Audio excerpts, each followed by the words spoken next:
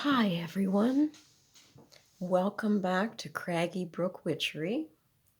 Today I wanted to do something just a little bit slower, a little bit more calming, and invite you in.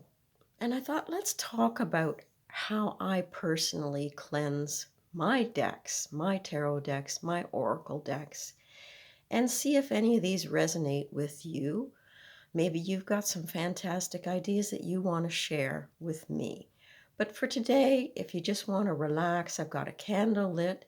I'm going to put some eucalyptus into the burner because I find that cleanses an atmosphere really well as well. And I only need a couple drops.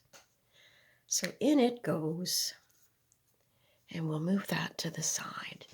Now, I am also using some water that I gathered from the brook, and it was absolutely crystal clear and ice cold. So that's what I'm putting in my burner as well. Now, some of the methods that I have used have depended on what situation I was in when I wanted to cleanse my deck. So first off, I think a lot of people would go to incense. And this is just a very simple incense holder and stick, and sandalwood is very earthy. I did have intentions of cleansing my deck over incense, but like myself, you might find that there's certain instances where fragrance really isn't something you want to add to the atmosphere, whether you've got allergies or colds. You've got to be attentive to what your needs are as well. So my first thought was, yes, incense, and I'll cleanse the cards over top of the smoke. And it really gives you a good feeling that each card is being cleansed and that you can connect to each card individually. And I could just simply, too, do the whole deck at once. But if I really want to go into individual cards and connect with them, I would probably do it one at a time. Now, because I am also a Reiki practitioner, I could very well use my own hands and the energy that I find within my hands. I can use Reiki symbols that I was taught, or just simply using, for me, the light and the love and the healing of Reiki. I also found in some of my books, and I'll put them up here, do some research of your own and into your books, because I'm sure you have some fabulous books too. Now this one is a symbol that's easy for me to draw with my finger, and to me Aluma is light, so I use this when I need to really brighten things up and bring some light in and some clarity. Then I also have this one that I refer to as Atmata, and it boosts healing abilities as well. So I can draw the symbols in the air above my cards. I can place my cards on them. If I'm using herbs in little bottles for candles, I sometimes put my herbs with the bottles on top to purify them and ready them. So we've done incense, we've done Reiki. I've seen a lot of people on the internet just using their breath in intention.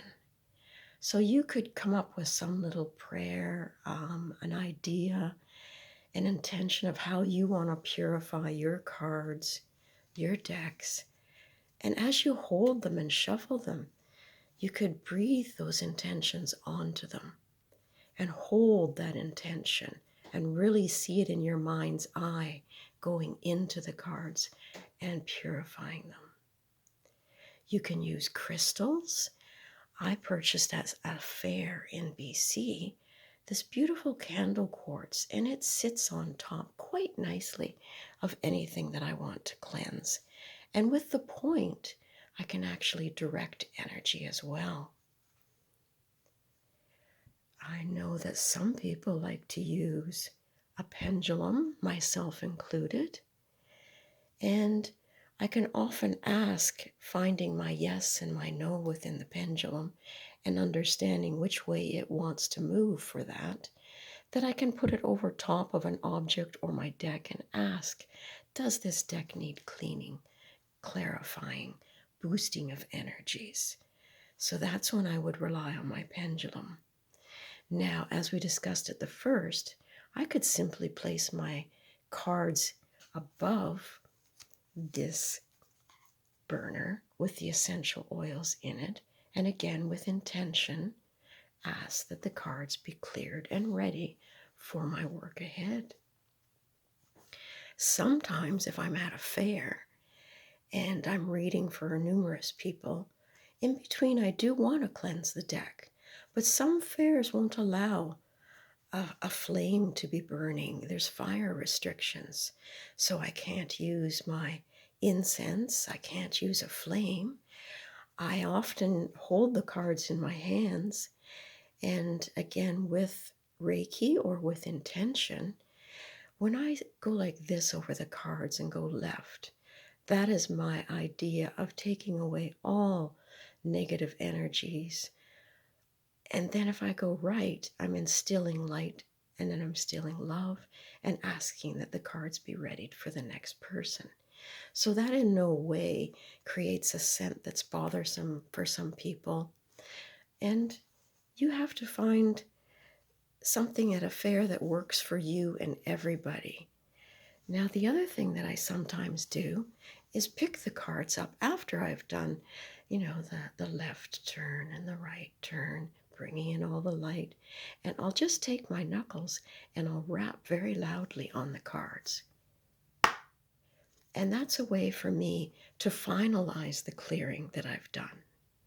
You might also try herbs. I have this beautiful bowl of herbs here that I mixed for putting in my bedroom on the nightstand to help me sleep. But you know what? It didn't help. It kept me awake. So then I thought, well, why not use those herbs to awaken good energies in my tarot deck or oracle deck, or even my crystals? They could be placed inside the bowl for cleansing. Now, this crystal happens to be a selenite. So that's something I could use at a fair that wouldn't be intrusive to anyone, because I could place the deck down on my table between people and I could put the selenite crystal on top with confidence that that would be clearing away and refreshing the energy. Now, when I talk about clearing the deck, especially this one, because I'm getting ready to use it again, and this is the Fairies Oracle by Brian Froud. It's not that it has negative energies within it. What it is I want to refresh it and awaken it so that we can bond once again and I can have clear readings and insights as I work with it. The other thing that you could do is, I know this week we're having a full moon. You could certainly put your decks and your crystals out on a window ledge inside your home where it's safe against the elements, and ask that the moon bless your cards, and maybe move them there 3 days before, during, and 3 days after. I've heard that's such a magical time to put the cards out, and there's good energies flowing before, during, and after. Now, some people will put it on a sunny shelf to awaken energies. I've noticed sometimes that if the sun is too intense, that the cards can get a little bit too warm, and then the moisture might cause some warpage. So I would put it just out of the sunlight a little bit, with the intention that I do want the sun to purify and energize and strengthen my bond with the deck, but really I don't want it warped. So I'm going to put a little bit out of the sunlight, the very direct, sunny, warm sunlight. I sometimes like to use a bell as well, just a little bit on top to clear. It's not something that I would use at a fair because that might be a little bit intrusive noise-wise, but at home I can certainly use the bell to clear my space and my deck. Now, if you don't have any of those tools, and you don't really need any of those tools, And you want to still do some cleansing. As I say, pick the deck up, project your thoughts of love and light and clarity into the deck as you hold it between your hands. You could even hold it next to your heart, your solar plexus, whatever makes you feel strong, and that you could transfer that strength into your deck. Now, candlelight, as we discussed, sometimes can't be used, but you know what? In a pinch, I have used these battery ones and placed it on my deck, on the table, if I'm waiting for the next person.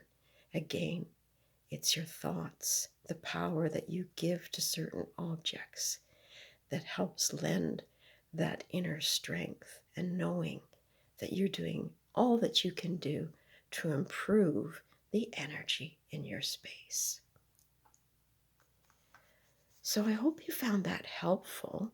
The last little bit I was going to say was, if you don't have these little incense sticks, because the idea for me is it's not going to take a long time to burn. It's rather quick. It's not a lot of scent or smoke in the area at home on my altar. But if I'm in a bigger space, I might want to use one of these longer sticks that come in a variety of scents. And there's also these little cones. They're great too. But the one thing I wanted to add in at the end here was I'm hoping now, once I cleanse this deck, and it will probably be with my intention in the essential oil here before you, that I've also taken some of the herbs that I mentioned here, that I have been putting the cards in for spells to cleanse them. I took some of that herb and I put it in, you can see in the upper corner here to the right, I found this incense. I labeled it my incense grinder, but it's actually a coffee grinder. And it's so much faster than the mortar and pestle. Although I do like that for putting intentions into the herbs. But what I was doing this morning was taking some of those herbs from the bowl that you see here in front of you. And because I'd already had the fairy deck in there with good intentions to charge it and ready it for my work ahead, I took some of those herbs and put them in the coffee grinder, which is now my incense grinder. And I got this great little powdery mix here that I could dress my candles with. I could even sprinkle some over top of my cards as another way of bringing good energy. And I might let the cards sit with this for a little while. And I might even put some in the bag that I might store them in. So I hope you find this interesting, and I hope it was relaxing for you, and maybe give you some ideas, some confidence that you can do just about anything. If your heart is in it and you're strong with intention, you can clear your decks with ease, I say, and with harmony. So have a great day. Blessings to you all, and happy clearing of all your objects.